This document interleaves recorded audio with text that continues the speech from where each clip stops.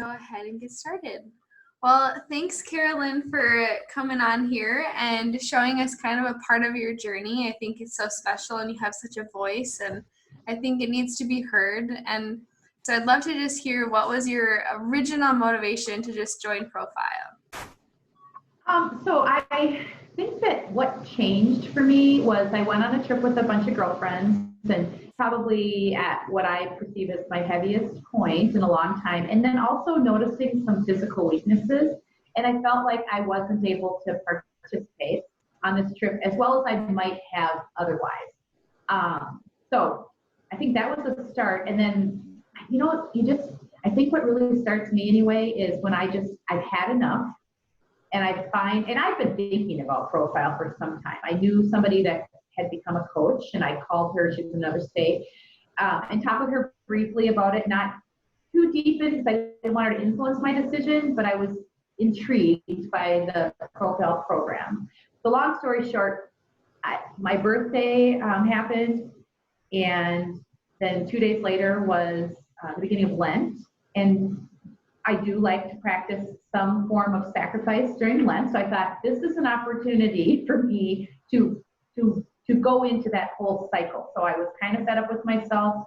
I had a nice starting point, like a birthday where I was not happy with myself, and then Lent where I could choose to make a change. Both I made a financial sacrifice to join, and then I made an emotional sacrifice, I guess, to try something new and give it a chance. And then I also had a runway that I could see, 40 days. That's how long Lent is, 40 days. Now I knew I would stick with it because I bought a year of a program, but I thought 40 days, I'm just doing this for 40 days. And then I got to see how quickly my results started to work for me, and that I felt better right away, that I could see change right away. And it didn't have to be large changes. And what I ultimately have learned is there's a lot of non-scale victories, and then there's a lot of, even the coaching, a lot of learning and introspective and that kind of stuff that I didn't even know I was going to get, but it has made me more in tune with who I am. And I think that too made that journey to begin better, because Lent is about introspection, it's about looking deep. So anyway, that was for me. That's kind of what started. Yeah, well, thank you for sharing that. I mean, it sounds like you reached a breaking point where your quality of life was being hindered. You no longer could do the things that you wanted to, or enjoy the things in life with your friends or family the way you wanted to. But it almost sounded like you had that perfect storm of utilizing Lent as a way to initiate that somewhat scary start of a journey where you're like, okay, 40 days, that makes it feel a lot less maybe overwhelming or daunting, and you're like, nope, I can hit 40 days Right. and kind of start from here and see how that plays out. But yeah, I mean, I think that's such a beautiful beginning of something where you truly knew that this is what you need to do, this is what you want to give to yourself. Yeah, and I needed some sort of tool, and so the tool Profile was in the right place at the right time. Yeah, and absolutely. I was ready to grab it or use it now. So. Yeah, what would you say is your biggest challenge that you've had to overcome so far?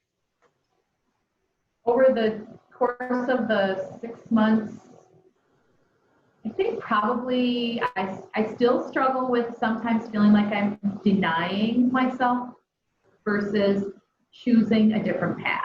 But again, through the coaching and through some of the the worksheets and things like that, I've learned a lot about mindfulness, and I find every day I practice it more and more. So again, if I even find myself going into denying myself, whatever that something is, I go back to, I don't have to deny myself. Am I choosing the path or aren't I? It's a choice. And that choice, it's okay whether you go that way, but then know and sort of own it. You have to own the choice, and then you have to course correct, I guess, is what I think of it as. So like Labor Day weekend's a good example. I knew going into Labor Day weekend was going to be challenging. I knew summer was going to be challenging, but Labor Day weekend, the last hurrah in Minnesota, it's just, and then we got blasted with such cold weather. So it's like, wow, it was a last hurrah. But I kind of through Labor Day making the choice. It was, I worked really hard to say, I'm choosing a couple chips and guacamole. Not, I'm not having that because I'm going to deny myself, or boy, it's so sad I can't have it now, I'm going to have more than I should. So I really worked hard at that, and I wasn't completely mindful about it, but I was trying to be. And then I came through the other side, and I lost a half pound this week, which is okay, awesome. That means that even if I wasn't 100% mindful of everything I was doing, some of this is sticking. I'm making choices in a different way. I'm course correcting later for what I did now. And that's all that's what I want to understand. That's what I think will lead me to a long, sustainable life change, whether both with weight and exercise, right? Life sustainable, life action, life behaviors. Because I know I've been on a million diets. I've lost weight before, but I've never lost more than 50 pounds, which is, I need to lose more than that this round. So long story short is, I've lost it, I've gained it back. I've lost a little less and I've gained it back. So I want to find my way past that 50 pound win, if you will. Beyond that, I want, and we've talked about this too, I'm 56, I want to give myself this 4-year runway. So that 60 is my long-term goal. 60 is what I want to say. At 60, that I've done everything I can be the healthiest and in best shape I can be in, whether it's your shape is measured by how you look, or your shape is measured at what you can do.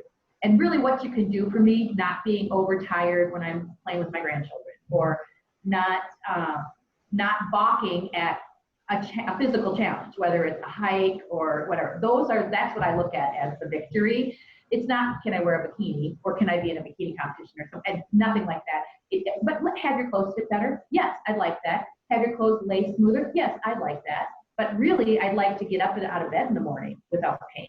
Or I'd like to, run up and down my basement stairs with laundry and not look at it like, oh, I have to do this. But, I'll just do this job and get it done. It's mindfully mindless, if you will. Yeah. So I have these short-term goals. I have long-term goals. And some of them aren't really clearly defined, but that one about being 60, that's clearly defined for me. And every day I think about that. Am I doing today what I need to do to get to where I want to be at 60? And that want to be at 60 isn't a really clear number or size or weight. It's best I can be. So if I'm not doing what I can to be best, then I'm shortchanging myself, right? Yeah. So that's again how I work. I'm working on this concept of mindfulness and choosing, not denying, or choosing a path. And if I choose not to be on that path today, then I think, why am I choosing that? Why would I choose to sabotage myself? Why would I choose to hold back the best I can be? Because that too is for me a huge, it's a mind. This is a mind game for me, so much more than it is a body changer. It's a mind. I got to change my mind. So. Well, and Carolyn, it sounds like this is such a lifestyle change to you, where it's more about that than anything, but you recognize that it all comes back to how do you perceive the situation at hand. Oh, yeah. At every single meal, how do I think about the situation? How do I think about my choice at hand?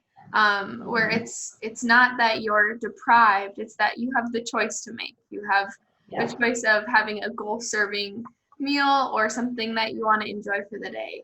And ultimately, you know that you have a place, a very concrete direction in mind. And so the challenge at hand is constantly coming back to that mind, that thought that you're thinking, or whatever it may be. Yeah, absolutely. Well, and then that whole concept is every part of our lives. Mm-hmm. We just forget that, because some things we can do on autopilot. Some people can handle their food intake on autopilot. Mm-hmm. I just don't think that's me. I need to be, that's a piloted operation for me. But maybe how I parented was more autopiloted. Mm-hmm. I don't know if that's true, but you know what I mean? Or maybe how I clean my house is more autopiloted. Mm-hmm. There's other things in our lives. Everybody has them. You just have to find yours if you want to know that. It's about thinking about it again. But there's a lot of things we need to pilot that we don't. And then we find ourselves in a pickle, whether it's pay your bills or, clean your house or whatever. And then it's a rush, or it's a pressure, or it's a stress. And I'm just looking for ways to take all that out and be more mindful so I can pilot things and choose the pilot and the course and even how the outcome is going to be. Working toward a sought outcome, not whatever happens outcome, which is how I usually live. I've lived a lot of my life as, well, whatever happens, I'll be fine. I'll make the most of it. don't necessarily have to do it that way. Or it's okay to do it that way, but I want to make that choice. I don't want to just do it without thought. Almost being more proactive rather than reactive. Totally. Of like, I have the control here rather than kind of just letting it slip away. Right. And I've always admired people who seem to be in control of their destiny and seem to have, they seem to clearly choose things. I mean, I can't tell you how many times I've said, I don't know how that person says no or yes when they do, because I could never say no. I would just feel like I was such a bad person. And I'm thinking, that's ridiculous. Everybody has their own agenda, and we have to, because that's how we live. So it's okay to choose your path. It doesn't mean you can't help, but it just means you have to be helping a different way, you know. So. Yeah, and I mean, it's so easy to see other people's strengths and what other people can be good at. And a lot of the times it's harder to recognize what we're good at. And so what would you say you are most proud of when it comes to your journey so far? I think, for me, I think the biggest thing I'm proud of is that I've found a stride for exercise, because I don't really like doing it. I still don't really like doing it, but I've found a couple ways of exercising that I enjoy, and I don't like think about how can I get out of this, because I will tell you that in the past I was that person who'd be like, I sure hope it rains so I don't have to go for a walk tomorrow, you know, or something like that. But now it's more like, okay, I think about it in terms of, yeah, I'm feeling a little this or that, but I can do an hour of exercise. And again, I'm a firm believer in coaching, and I know that budgets will dictate a lot of what you can and can't do, but this COVID-19 pandemic has opened up a lot of options that people need to look at if they're struggling with these things, because I didn't think I could be motivated to be coached through exercise, through Zoom meetings, but I can be, and I'm happy to do it. And I like doing it in my own house, but I don't really like exercising on my own with my own little list. I'd much rather, I'm paying somebody to talk to me through it, plan something for me, tell me what to do, watch my form. And again, it's a little different because I can't correct everything, but at the end of the day, I just work, I thrive in an area, or that to me, I thrive with a coach, somebody who's supporting me and somebody who's challenging me a little bit and somebody who's giving me tools to work with. And for whatever reason, that's me. And I like variety. So in my case, I have a couple different coaches I use once a week, as opposed to, I know some people would work the same person. I like the variety, so that I think my relationship can go longer with them in the end, or they'll be more creative because they don't get tired, because everybody burns out, you know. But as far as like profile too, I'm really proud of the fact that I've taken a greater interest in cooking and being more, a little bit more daring, if you will, because we have a large intake of vegetables. And I like vegetables, I just don't like cleaning vegetables. So I've created some habits that make the whole vegetable thing less of a challenge, whether it's prepping a bunch or, you know, just like creating ways to eat them that are hidden, if you will, because I like them anyway, but I get tired of them too. So yeah, and then by doing that, sort of being more creative with them, I don't miss fruit as much, which I was one of those people that just, I'd eat fruit over a vegetable because it was easier and it's tasty too. And in hindsight, that's probably just, I just need to be regularly recognizing that I can't do that. I need to get back to those green vegetables, but just make them more enticing. Whatever that looks like, a salad with lots of color, that makes it more enticing. That just involves a little extra work. So prep it early and have a bunch on hand, and then you can get to it faster. And again, that for me is what's working. So yeah, and I mean, what I'm hearing is almost a theme of an identity of, before you were on profile, you just didn't walk. I was a person, in your eyes, you were the person who didn't do activity. I wasn't a person who ate vegetables, and now you really have. I ate them, I just didn't enjoy prepping a lot of them, so I'd only eat them at one meal, right? Sure. Where it's like you navigated it in a way to your strengths or even to your weaknesses of, you know that you do better with having a coach. You know that you do better with having variety. So you were smart in navigating it and implementing all of these support systems and saying, okay, how can I grab all these people to keep me motivated and keep me going forward. Yep, that's 100% true. Yeah. Good. Well, how do you feel now as compared to when you first came in? You know, I feel good. I feel better, like physically better. I have fewer days where I hurt or I'm too tight or just sort of blah. And I feel emotionally better. That too, I mean, there's been some other changes in my life, like the business was sold and stuff that made a big difference in that regard too. But in general, I move through the world with a lighter spirit. That's how I view it. And maybe it's visible to others and maybe it's not. But in general, I don't have days where I I do have days where I'm still kind of blah, but not as many or not as long, or I have tools to break out of that, So, and that's to me a valuable thing too. Because I think, especially now my children are all grown, I have a couple grandchildren, which I see pretty regularly, but I'm alone a lot. And now with the pandemic, I'm alone a lot more. And I don't mind being alone, but there are times when I can fall into that sort of trap where all I want to do is lay on the couch. And so I need to find a path away from that, whether it's riding my bike or calling a friend, and even just Zoom calling a friend, which actually, again, the pandemic has been hard, but there's some things like I used to go without seeing friends for kind of long periods of time until we do something socially because we were busy with our business and stuff too. But in the end, now Zooming is easy. You just say, hey, let's Zoom next Wednesday for an hour, and just talk, just visit or talk on the phone. And I didn't do a lot of that for a while. So yeah, mostly I think it's just I feel lighter in spirit.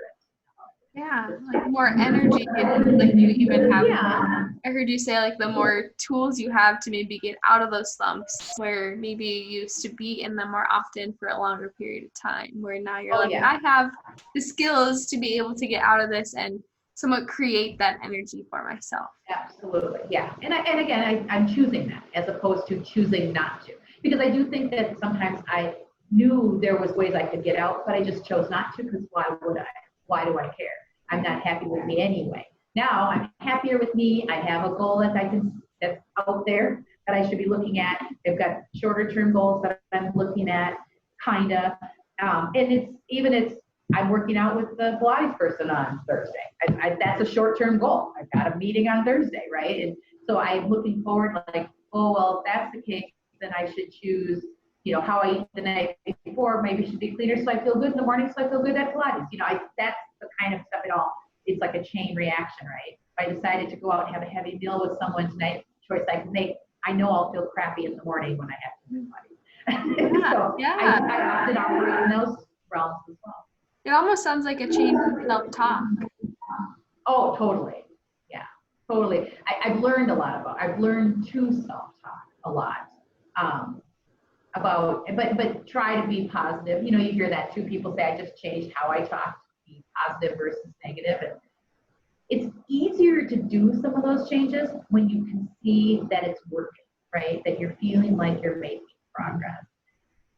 And again, for what it's worth, I think I pat myself on the back. You keep going, girl. That's a positive self-talk, but it's literally like, people can tell, but I'm doing pretty good, and then it's okay to do that. It takes a while sometimes for me to be okay with saying, yeah, I'm doing great, So yeah, it's interesting. The whole thing, it just fascinates me how much I think I've changed. Yeah, you've gone through a lot of changes within such a short amount of time. I guess what would you say to someone? My daughter just walked in the door, so I'm just giving her a heads up that we're on the phone. So what's your question? I thought she'd come rushing in. Tell me something. So what was your question? What would you say to someone who is walking through our doors for the first time? I think I would tell them to trust the process, because I think we all think many of us know what we should be doing and how to do it in theory, but what we don't know is what's the map look like. And so what I trusted the process with Profile was, you guys gave me a map, and then I just followed it. I very very much